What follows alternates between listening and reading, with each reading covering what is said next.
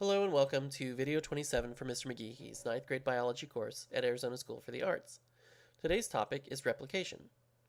We want to learn how a cell makes a copy of its DNA. Before we begin, let's take a quick look back at what we've learned so far about the structure of DNA. First, remember that DNA is a long polymer made of smaller units called nucleotides.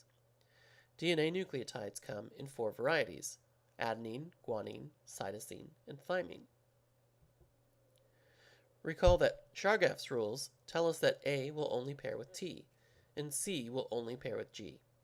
This occurs because the structures of each nitrogenous base will only allow the nucleotide to form H bonds with its complementary nucleotide. We call this phenomenon base pairing. H bonds formed by base pairs are what hold the rungs of the DNA ladder together.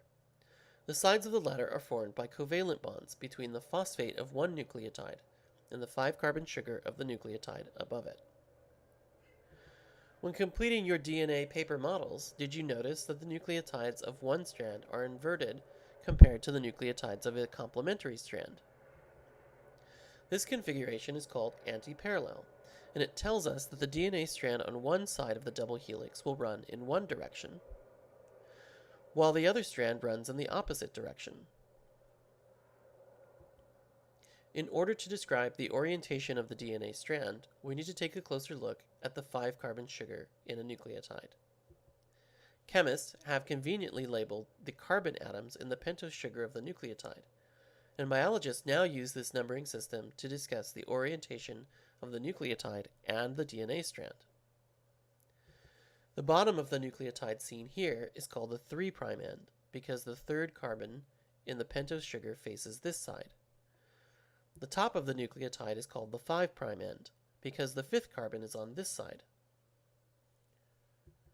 When the nucleotides are linked together in a single strand of DNA, that strand is said to have a 3' end at the bottom and a 5' end at the top. Because the complementary strand runs antiparallel to this one, its 3' end is at the top and its 5' end is at the bottom. That is a lot of science. It's time for a joke before we go on. This one comes from our friend Daniel in 3rd period. He asks, why is the enzyme helicase like a teenage boy? Because all it wants to do is unzip your jeans.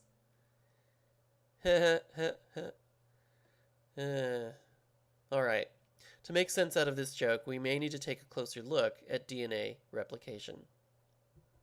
In 1958, 2 scientists named Matthew Meselson and Franklin Stahl discovered that DNA replication is semi-conservative.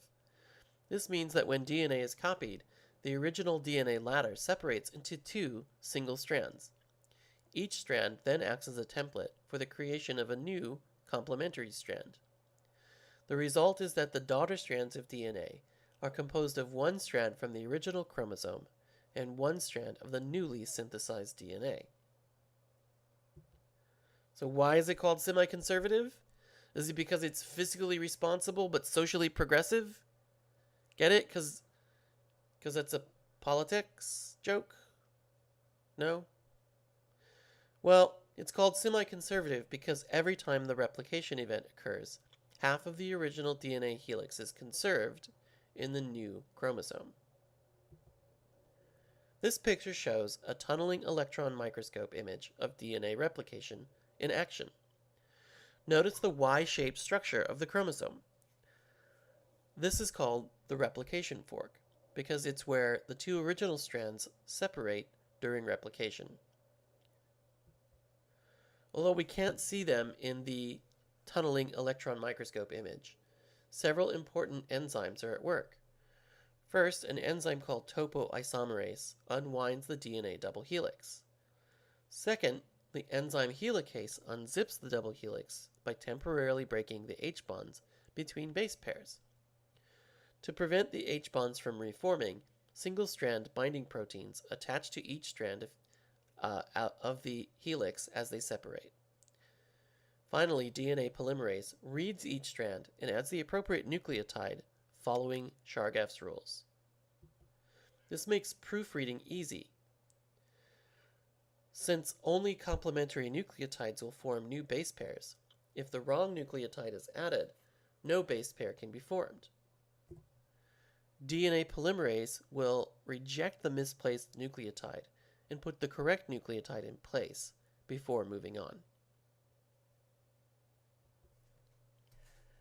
One important detail to consider is that DNA polymerase can only add a nucleotide by connecting the 5' end of the new nucleotide to the 3' end of the nucleotide ahead of it. Because of this, we say that DNA polymerase works in a 5' to 3' direction when creating a new strand of DNA. Because DNA strands are anti-parallel, this means that DNA polymerase will run in opposite directions on either side of the replication fork. On one side, DNA polymerase runs toward the replication fork. This is called the leading strand. On the other side, DNA polymerase runs away from the replication fork. This is called the lagging strand. Because helicase is constantly extending the replication fork, new unreplicated DNA is being exposed. Along the leading strand, DNA polymerase can add new nucleotides in one long line. But on the lagging strand, DNA polymerase must add short segments of new DNA and then jump back to add another short segment of DNA. These unconnected pieces are called Okazaki fragments. An enzyme called ligase will finish replication by joining all the Okazaki fragments together. Prokaryotes have only a single loop of DNA. In these organisms, two replication forks start and head off in opposite directions. When they join at the other end of the loop, the two chromosomes separate. In eukaryotes, multiple replication forks start at many different points along a single chromosome. These continue until they all meet and the two chromosomes separate. That is the end of today's video. Please be sure to complete the content questions and come prepared to review the material in class.